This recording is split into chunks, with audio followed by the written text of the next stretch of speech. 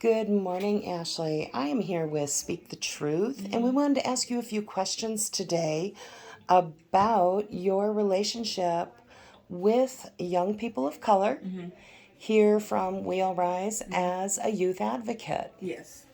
So, can you tell me what are some of the biggest concerns you hear from your youth who attend predominantly white public schools? Um, so being the youth prevention educator, even going into some of the schools and the youth that I work with, some of the things that I hear from them that's concerning is one that a lot of the schools are not culturally competent enough to deal with some of the issues that they may be having. They're also not very culturally inclusive.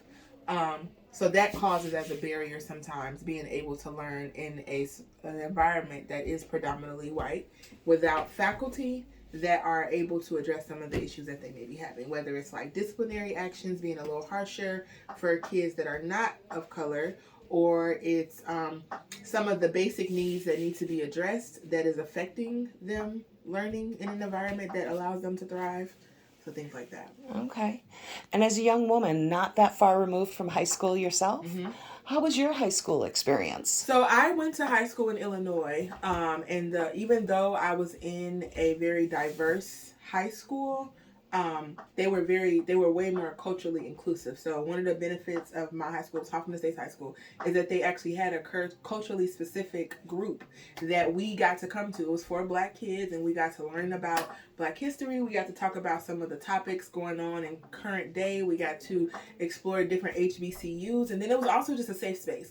So any issues we might be having, whether it's with other faculty, with other students, with home life, it was a safe space where we could express that with faculty that looked just like us. So the person that led it was our school psychologist, and she was a Black woman. So getting that psychological standpoint from somebody that looked just like me, it helped me thrive in so many ways. Okay, thank you. What would you, if you were going to tell a white teacher how they could be culturally inclusive for their students of color, what would be your number one recommendation? So I actually have two. So I would say one good thing that I feel like could benefit Black and brown students all across the board is getting more Black and brown faculty. Nothing makes someone feel more comfortable than seeing somebody that looks like them that is also trying to help them along their journey of learning. It helps with people that knowing you have somebody that can relate to you, that is there to hear you and listen, and they understand some of the trauma that you've been through and how to address that.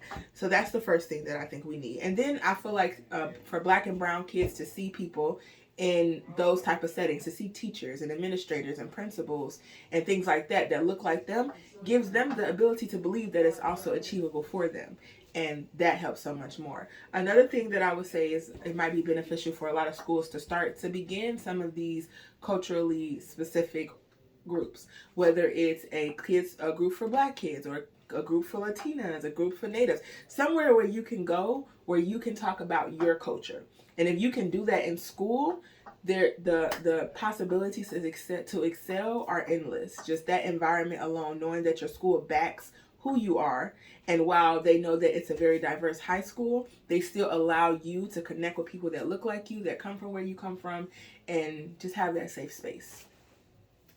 Thank you. Thank you so much, Ashley. And until next time, thanks for talking with us. You're welcome.